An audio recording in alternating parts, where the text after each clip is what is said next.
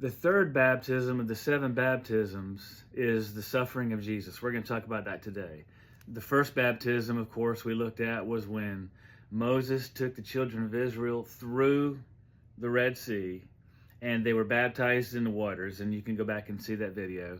The second is John's baptism, which is the John the Baptist and baptism, water baptism, was announcing the king to the kingdom for the Jewish people.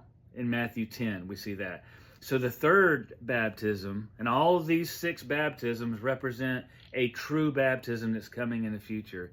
But this baptism is the suffering of Jesus. It was said that Jesus would fulfill all righteousness, and he did this as he was numbered with the transgressors. That's Matthew 1, 2, and 3.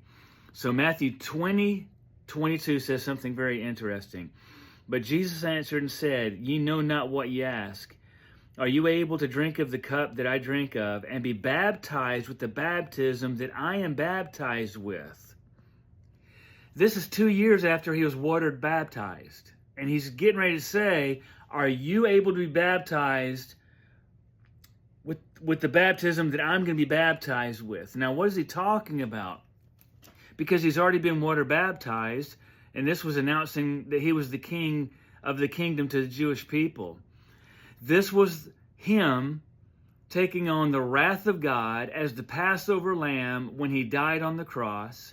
And when he died on the cross as the Passover lamb, when they left Egypt, they had the first Passover, and they celebrated Passover every Nisan 14th until Jesus came to this earth.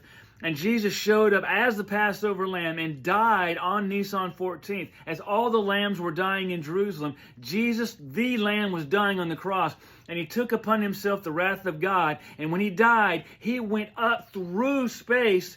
There's water in space, the firmament. That's why they're called astronauts. Nautical is a water term. He went through space, presented the wrath of God, took our place, and that was the baptism of Jesus' suffering. There's 4 more baptisms to come. There was Moses' baptism, John's baptism, Jesus' suffering. We've got 4 more to go, and so many people do not understand baptism. Today, water baptism is not necessary for salvation. You don't even need to be baptized to be saved. It's a picture of the death, burial, and resurrection of Christ found in Romans 6, 1 through 3. It's a picture, just like my wedding band is a picture that I'm married. This doesn't make me married. It's a picture of my marriage. So that's the third baptism.